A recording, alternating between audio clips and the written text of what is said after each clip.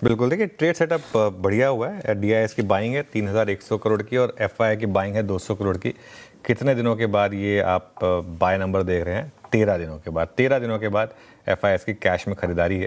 लेकर आइए बार जरा आपकी स्क्रीन पर और फाइनली आपको दोनों ग्रीन में दिखाई देंगे। वैसे भी सेल नंबर कम हो रहा था, 5,500, 4,500, 2,100, 1,987, 1,082, फाइनली बाय। आज अगर 1,200 करोड़ की बाइंग आ जाए तो मजा आ जाए ना, फिर वो ट्रेंड इंटैक्ट हो जाएगा। कैश और फ्यूचर्स जोड़ दें तो 556 करोड़ की बाइंग है। फ्राइडे को ज़्यादा बाइंग हुई थी, फ्राइडे को ज़्यादा कवरिंग हुई थी।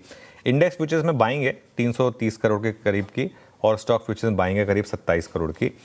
हाँ, इंडेक्स फ्यूचर्स में एक चीज़ क्लियर हुई, निफ्टी में बाइंग थी, बैंक निफ्टी में सेलिंग थी। और ये बैंक निफ्टी में जो सेलिंग थी ना, ये मुझे लग रहा है कल प्रॉफिट बुकिंग थी, क्योंकि बैंक निफ्टी में बहुत बड़ी रैली हो चुकी थी। कल सुबह हमने भी व्यू लिया था बैंक निफ्टी में, खुलते ही प्रॉफिट बुकिंग करें और उसके बाद साइडलाइन पे बैठ जाए। अगर हमारे लेवल पर आएगा तब देखेंगे। तो कल बैंक निफ्टी में वो एक व्यू था, आई थिंक कल उस तरीके से वो प्ले आउट भी हुआ।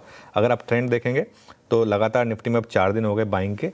बैंक निफ्टी में 4 दिन से बाइंग हो रही थी, कल थोड़ी सी प्रॉफिट बुकिंग आ गई 616 करोड़ के करीब की। लॉन्ग शॉट अगर आप देखेंगे वो भी आपको ये बताएगा कि शायद ऐसा ही कुछ हुआ है। निफ्टी में थोड़े लॉन्ग ऐड हुए हैं और बैंक निफ्टी में थोड़ी सी अनवाइंडिंग हुई है। अब आते हैं हम स्टॉक फ्यूचर्स में। स्टॉक फ्यूचर्स में करीब करीब 12,400 के करीब लॉन्ग ऐड हुए हैं आपके और करीब करीब 5,800 शॉर्ट ऐड हुए हैं।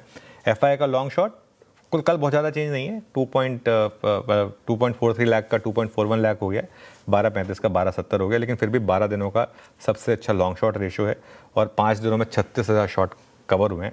अब ये जो 2.5 लाख शॉट है ना, ये ढीठ शॉट है। ये वो वाले शॉट हैं जो कवर कर ही नहीं रहे हैं। पिछले 2-3 साल से बस ये कवर कर ही नहीं रहे, कैरी कर रहे हैं और हर बार शॉट ऐड कर रहे हैं। इनको जब तक डर नहीं लगेगा कैरी नहीं करेंगे। इनको डर लगने के लिए कुछ बड़ा एक्शन आने की ज़रूरत है ना। इंडिया विक्स कल 2.5% नीचे था, 14.35 पर आया। ये 27 फरवरी के बाद का इंडिया विक्स का सबसे लोएस्ट लेवल है। लेकिन ध्यान रखें, कल भी हमने बात की थी 200 डे मूविंग एवरेज की इंडिया विक्स की। एक बार इंडिया विक्स का टेक्निकल चार्ट फायर करिएगा। इंट्राडे में हम उसके नीचे जा रहे हैं, लेकिन क्लोजिंग पर हम उसके नीचे नहीं जा पा रहे हैं, जो करीब करीब 14 पे है वो लेवल। ठीक है, तो उस पर आप ध्यान रखें। कल एक चीज़ जो सेटअप में एलिवेटेड थी वो ठीक हो गई। पुट कॉल रेशियो जो 1.41 पर पहुंच गया था, अब 0.99 पर आ गया। ये थोड़ा सा एक कंफर्टिंग बात भी हुई थी। कल हमारी बात भी हुई थी कि 1.41 के पीसीआर पे आप फ्रेश बाइंग नहीं कर सकते। ये मार्केट के कुछ अनरिटन नियम होते हैं। अगर 1.41 के पीसीआर पे गैप अप हो तो उसमें आप नहीं ले सकते हैं फ्रेश। बैन में कोई अपडेट नहीं है। एक इकलौता कल लग रहा था कि एम्बर बैन में आएगा, आया नहीं तो और एक केस एज इट इज़ बैन में बना हुआ है। तो that's the trade setup basically. बिल्कुल ठीक, ये हो